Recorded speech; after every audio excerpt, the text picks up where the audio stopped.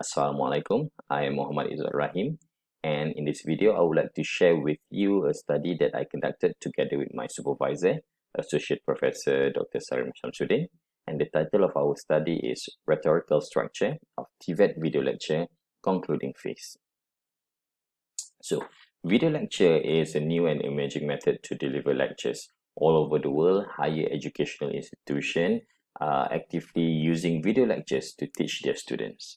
The same thing can be seen in Malaysia. Like, for instance, Malaysian Polytechnic, the premier TVET institution in Malaysia. Currently, they are very active in creating and utilizing video lectures, especially to teach their students. We can see that they have a lot of video lectures, especially under the TVET disciplines. We can see it in their MOOCs or even in their YouTube channel.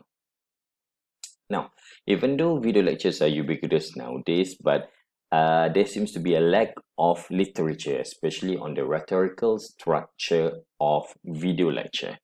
And this rhetorical structure is very important for students. According to scholars like Hakim, Yang, Shin, Lee, and even Ibrahimi, by having this rhetorical structure, students can listen and comprehend to lecture effectively. So the situation here is now the students, they need the knowledge of rhetorical structure. However, there seems to be a lack of literature on the rhetorical structure of video lectures. So therefore, this current study aims to fill in this gap. So the research objective will be to determine the rhetorical structure of TVET video lecture concluding phase. So this study only looked at the concluding phase of the TVET video lecture. And the research question that guided this study would be, what are the moves and what are the steps used in TVET video lectures concluding phase. So this study adopted ESP genre theories, and ESP genre theories, they describe rhetorical structure in terms of moves and steps. So those are the research questions. This study also will be using two previous studies as the main reference, especially in the data analysis. One of it will be Cheng. Cheng studied the rhetorical structure of lecture concluding phase.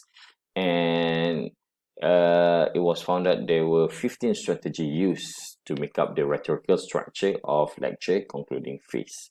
Another relevant study is by Ibrahimi.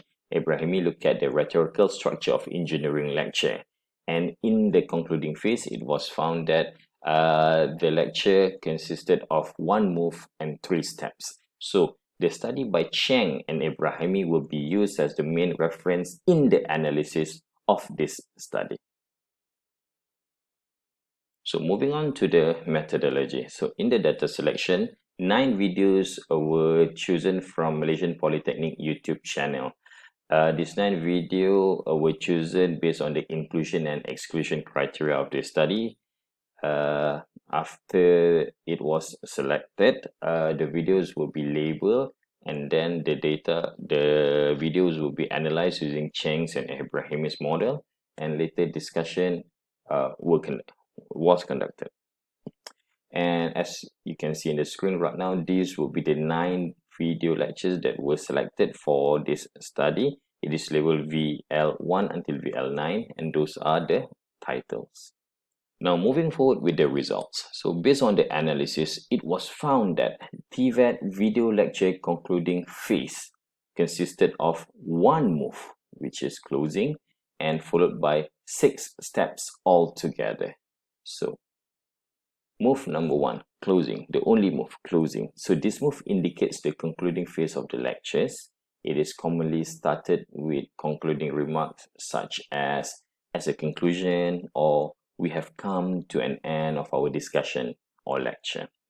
After move number 1, it is followed by 6 steps altogether. So these 6 steps can be found in most of the video lectures selected for this study. So this is step 3, step 4, 5, and lastly will be step number 6. So the discussion. So after the analysis, it was found that TVET video lecture concluding phase consisted of 1 move and 6 steps altogether.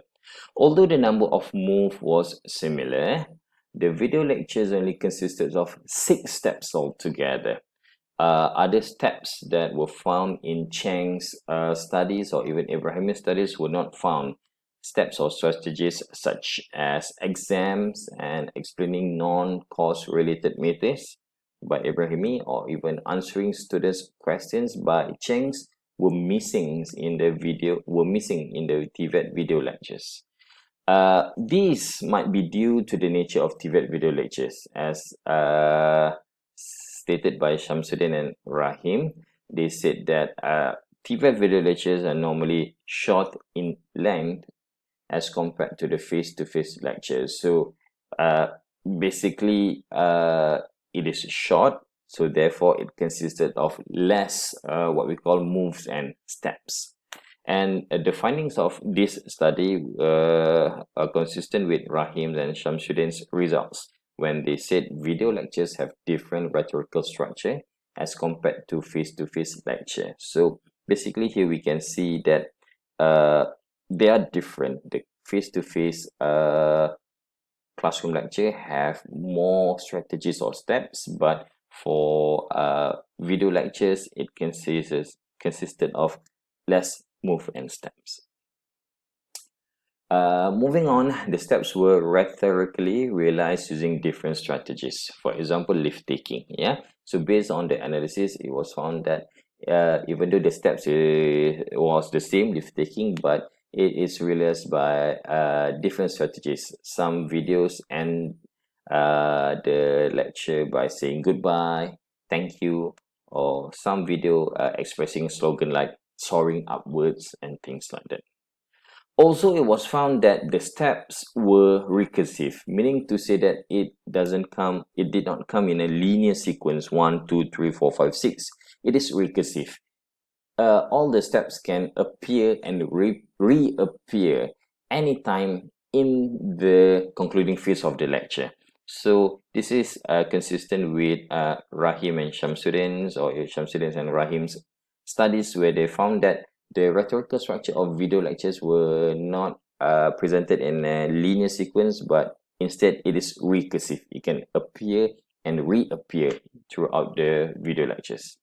And lastly, no new steps or strategies were found based on the analysis. All the steps, one move and 6 steps found based on the analysis were all derived from Cheng's and Ibrahimi's studies. So no new steps, strategies were found.